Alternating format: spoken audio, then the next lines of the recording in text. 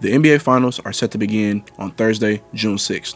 On the Eastern Conference end, we got the Boston Celtics making it to their second finals in 3 years, and on the Western Conference end, we got the Dallas Mavericks, who are making their first finals appearance since 2011.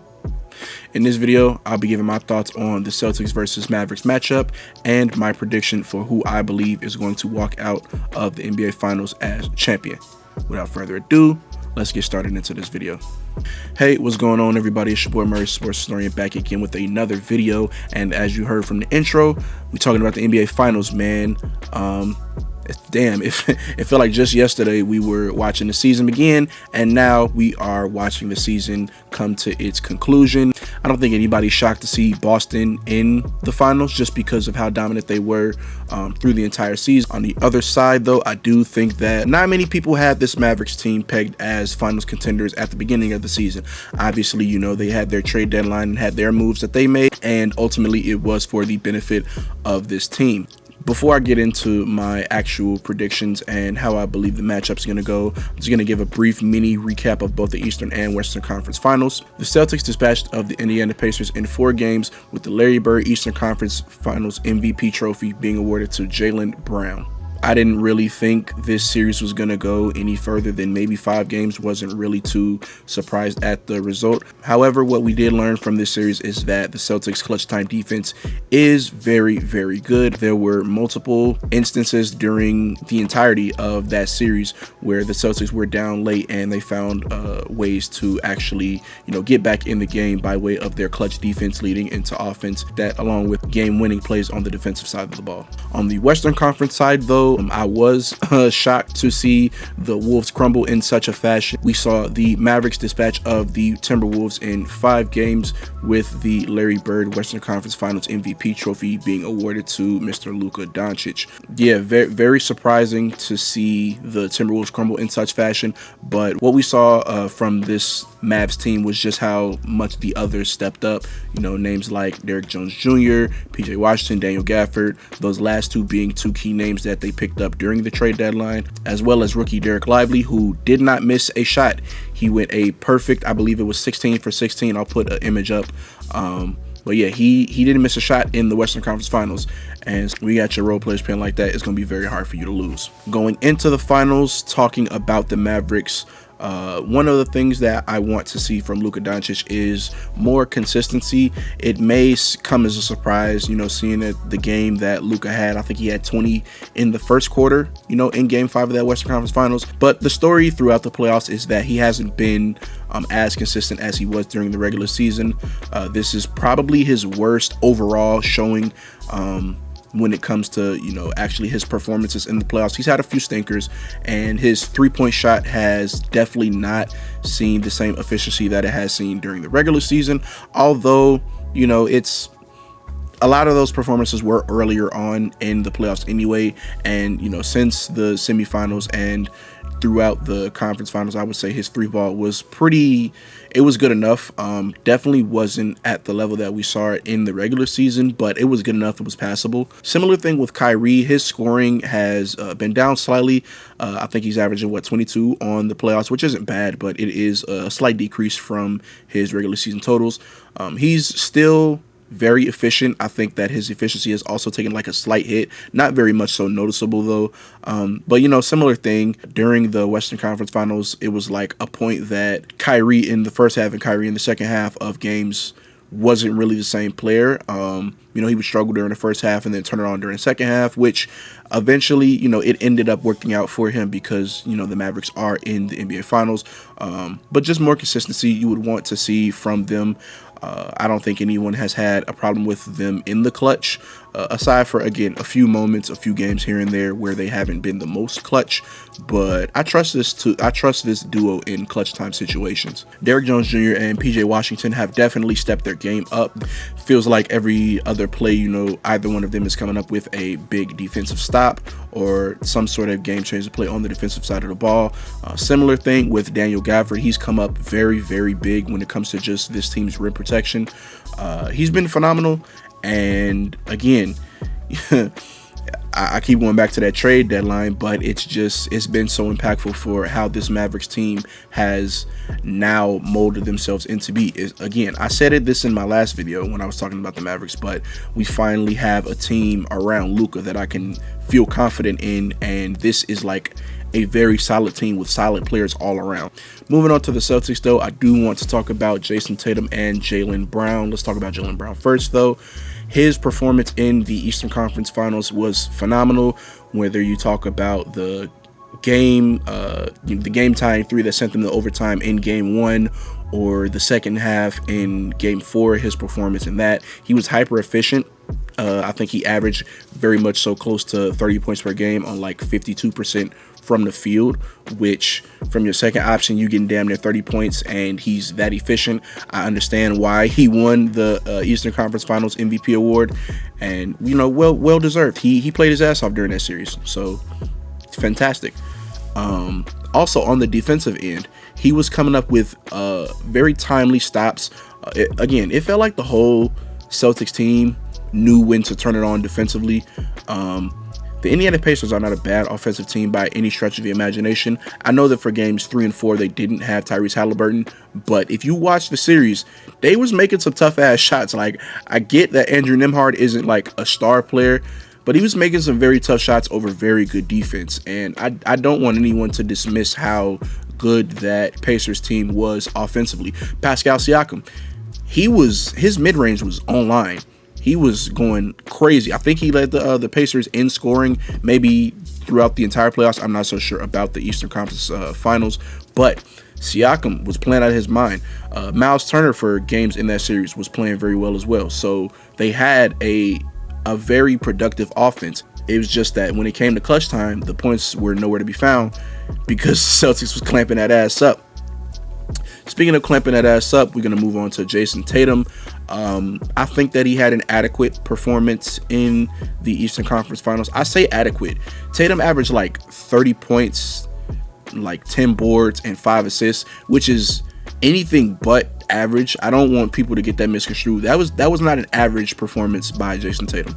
If any player averages 30, 10, and 5 for a conference final series, it's subsequent hype that is put behind that, because those are not average numbers. Those are not regular numbers.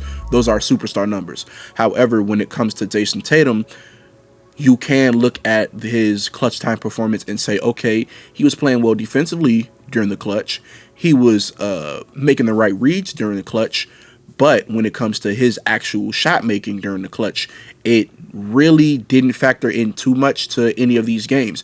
Obviously, you had the Game 1 where Tatum hit that dagger 3 to basically put the game out of reach and like seal victory.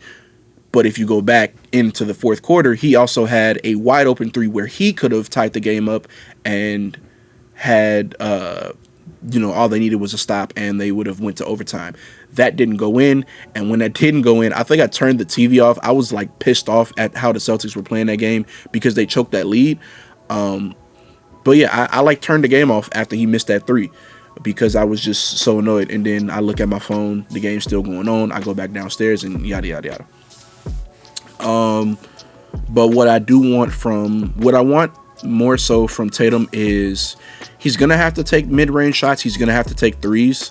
If you've been watching Jason Tatum, you've known that his 3 ball has not been online at any point during this playoffs. I think that it got a little bit better towards the middle of the Eastern Conference Final Series. He had that one game where he went like 4 of 8. I think that was maybe game 3. But besides that, his 3 ball has been burnt. Every sidestep that he's like attempted, save for like 1, hasn't gone in. His mid-range, he's warmed up his mid-range. I was seeing more of it during games I think 3 and 4 of that Eastern Conference Final Series, but his mid-range also hasn't been too terribly online. His only saving grace offensively is that he's taking a lot of these shots and some of them are bound to go in. He's a volume scorer. His efficiency has tanked a little bit, but it's the playoffs. It's the playoffs. You gotta empty the clip.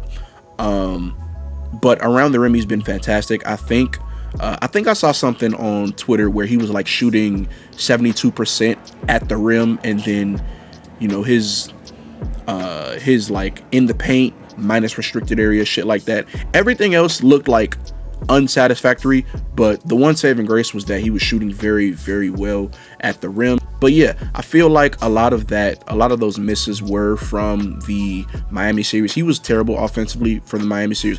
He was terrible offensively shooting the ball in the Miami series, and early on in that Cleveland series, he also wasn't that good offensively as well. It's sort of like a tale of two halves between how Jason Tatum has performed during this postseason. Obviously, you have the Miami series and early in that Cleveland series where he was a negative offensively, save for his passing, and then I think it was after game 3 or 4 in that Cleveland series where he actually started to pick it up. I think he's maybe averaged 30 since game 4 of the Cleveland series. Don't quote me on that, but I know he's had a bunch of 30 balls since then.